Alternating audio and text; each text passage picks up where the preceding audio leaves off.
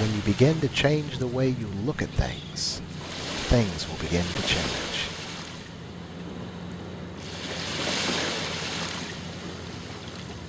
Hi, I'm Jarvis. And recently our nation has met with a terrible tragedy. Innocent lives, school children, killed in a matter of minutes.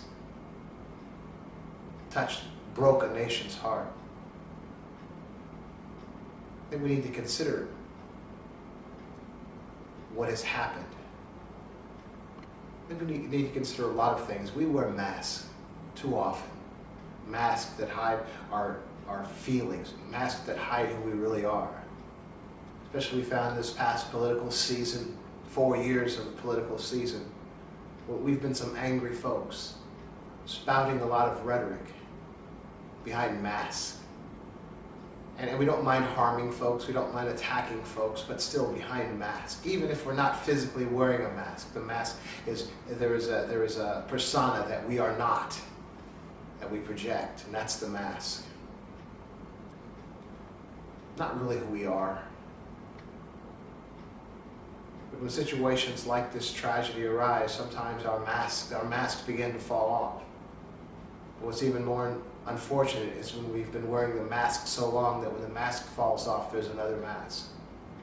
And that somewhere deep behind the mask is who we really are.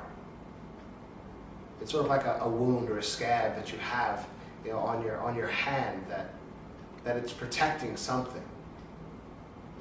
And depending on the severity of the wound would determine how thick the scab that's necessary to protect what's wounded. And so we're in the condition we are today because of the scab, the wounds on our hearts, for various reasons. Maybe from loss or from humiliation, fear. And I think that's what we want to focus on today, because even the day after the slayings of these young children, we had fringe left and fringe right folks coming we had fringe left and fringe right folks coming out talking about their gun control positions. No gun control, gun control. And if you look deeply behind the motivators, behind the rhetoric, the real motivators, it's about money. It's about the folks who are making the guns, okay? And it's sort of what we begin to figure out in politics, how the politicians oftentimes use the people. They may not believe exactly what they're saying, but they're using the people because the people, we are too dumb often to recognize the agenda of those we're being manipulated by. So there are people making millions and millions of dollars and sort of adding fuel to a fire of hate and anger and indignation because you're trying to pry my cold, dead fingers from my gun and all that stuff. But it's not about that. It's about type guns. What type guns are being used? Rapid fire, assault weapon, type guns. Come on now. That's what killed those little kids. Multiple gunshot wounds in each of those little bodies. Come on. So I think that there just comes a time we need to begin to pull off the mask and allow our real selves to show. It might make us vulnerable. It might make us seem weak to certain folks, but let's just be real. We all have kids, or we have grandkids, or nieces, or nephews, or we have friends that have kids. We can try to empathize.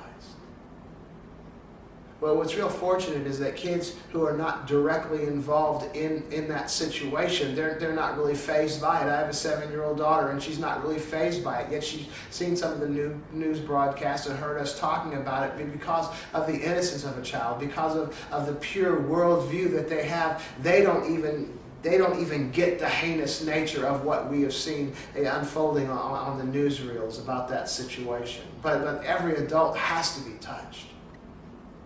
Honestly, if you're sitting by yourself and watching some of that stuff on TV, doesn't it hurt you just a little bit more than the pretense you might put up if somebody else is around?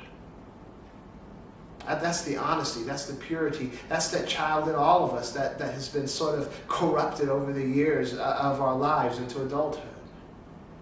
But it's still there, and sometimes I think we have to find a way to shed the mask, shed the scab, shed that protective layer we've built around us so we can't be vulnerable and just be who we really are.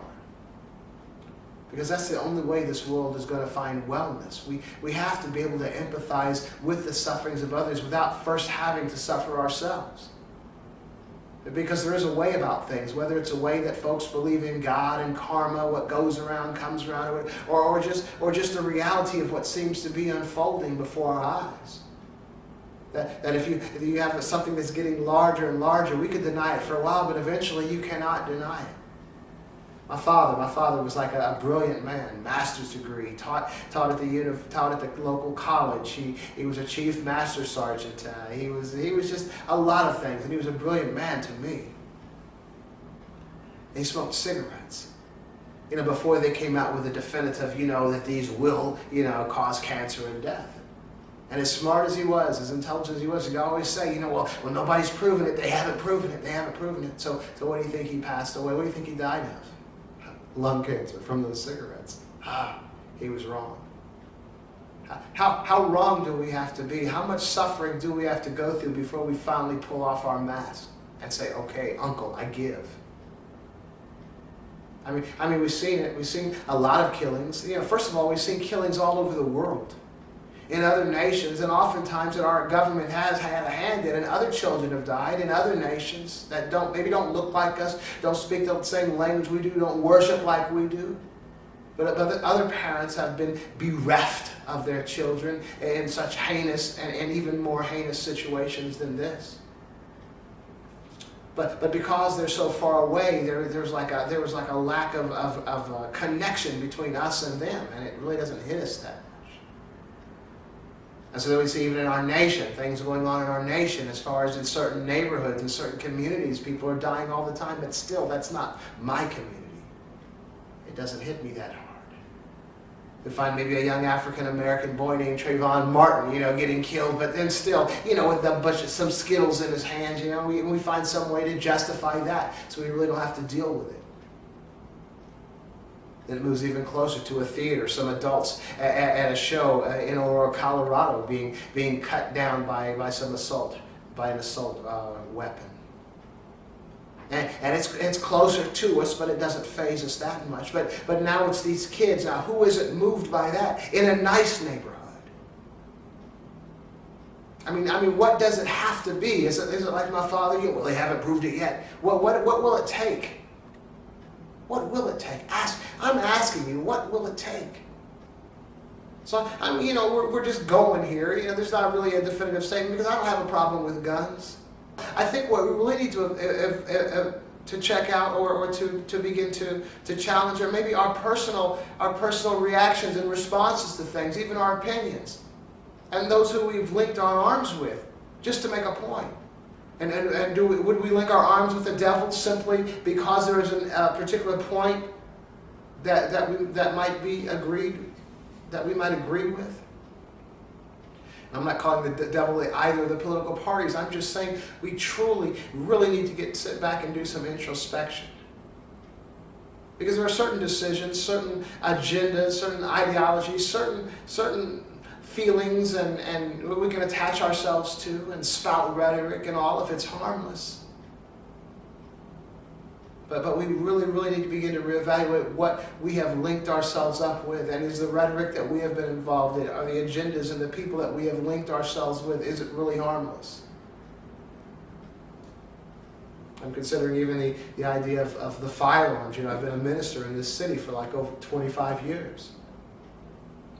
And what I see in this thing is the fear aspect of it. I'm not anti-gun, I'm not in that camp or either camp.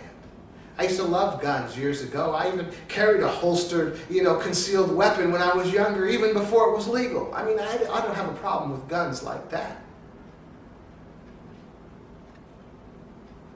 But certain kinds of guns, they just don't make sense to me. And what really doesn't make sense to me are fringe folks on either side of this argument. Those are the crazies, really. Most people are not fringe, but we attach ourselves to the fringe folks and we become that. That's one of the masks that we wear. But I see fear is the culprit, oftentimes, especially in this gun issue.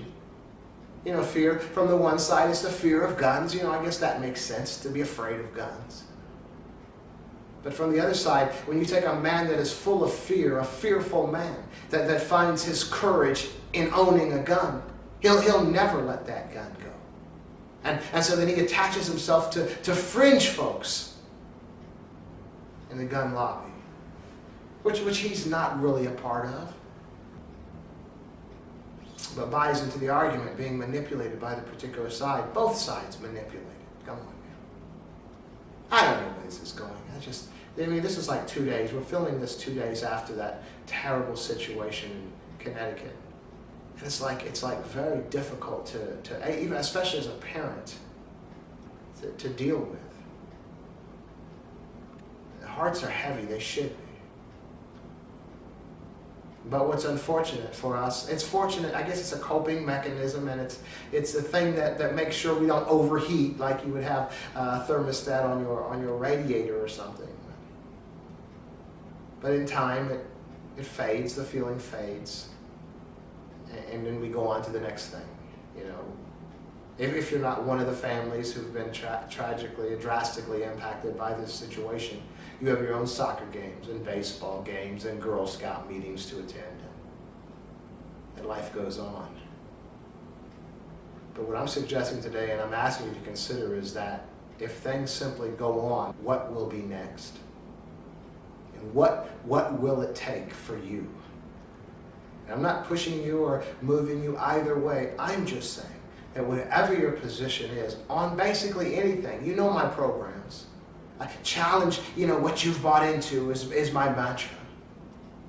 But I'm asking you today to, whatever your position is, challenge it. Think about it deeply and honestly.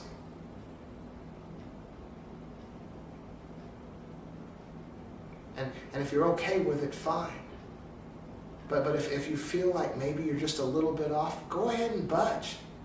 That's called an antithesis. It's just challenging your thesis. It's okay. That's real growth. But we find ourselves firm and standing on a particular position, and this is the position we've been on, this position will always be on. There's a problem with that. There's no growth in that. There's no maturing for real. So without further ado, take care.